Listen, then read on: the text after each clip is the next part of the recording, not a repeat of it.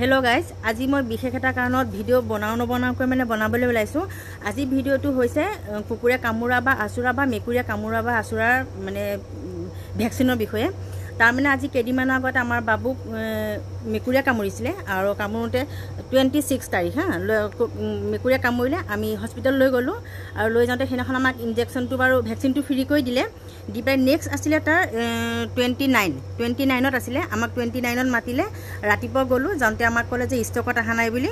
তাৰপিছত আবেলি মাতিলে, আকৌ আমি আবেলি গ'লোঁ, যাওঁতে আবেলিও আমাক ক'লে ষ্টকত নাই বুলি, আমি কিনি দিলোঁ।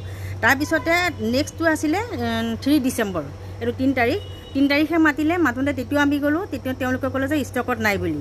তাৰপিছতো আছে লাষ্টটো আছিলে 24ত আমি গ'লোঁ, তেতিয়াও আমাক ক'লে ষ্টকত নাই বুলি। কিন্তু 26ৰ পৰা 29লৈ দুদিন সময় হয়।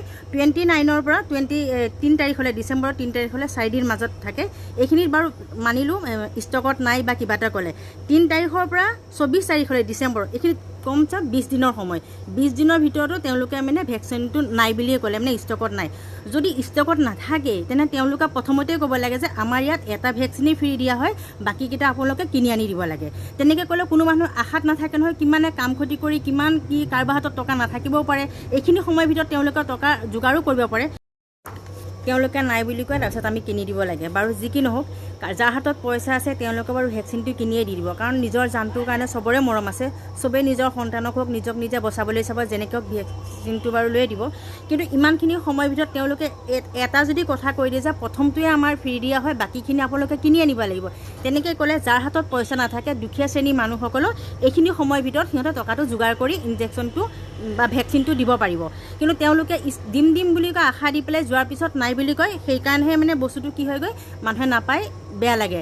মই সেইদিনাখন যেতিয়া বাবুক লৈ গ'লোঁ, ঘূৰি আহোঁতে এগৰাকী মানুহক পালোঁ। তেওঁ মোক ক'লে, মই মানে কৈ আছিলোঁ, কথা পাতি আহিছিলোঁ, ভেকচিনটো আজিও নাপালোঁ। কিন্তু সেই মানুহগৰাকীও মোক ক'লে যে মোৰ ছোৱালীজনীকো এনেকৈ কামুৰিছিলে, এটা ইনজেকশ্যনে আমাক ফ্ৰী দিলে আৰু বাকীখিনি আমাক বোলে দিয়া নহ'ল, এতিয়া পইচাৰ কাৰণে দিবই পৰা নাই। তো সেইষাৰ কথাই যদি মানুহগৰাকীক আগতে কোৱা হ'লে মানুহগৰাকীয়ে পইচা যোগাৰ মেলি যেনেকৈ কৰি নিজৰ মানে ছোৱালীজনীক ইনজেকশ্যনটো দিব পাৰিলে হ'লে। তাৰপিছত মই বহুত জেগাত এনেকৈ খবৰ ল'লোঁ, বহুত জেগাত মই ফোন কৰি মানে বহুতক মই কথাটো জানিলোঁ যে সকলোৰে কুকুৰে কামোৰা হওক, মেকুৰীয়ে কামোৰা, আচুৰা যিকোনো ইনজেকশ্যনটো প্ৰায়ে প্ৰথমটো ফ্ৰী দিয়ে, বাকীখিনি নিজে কিনি দিব লাগে।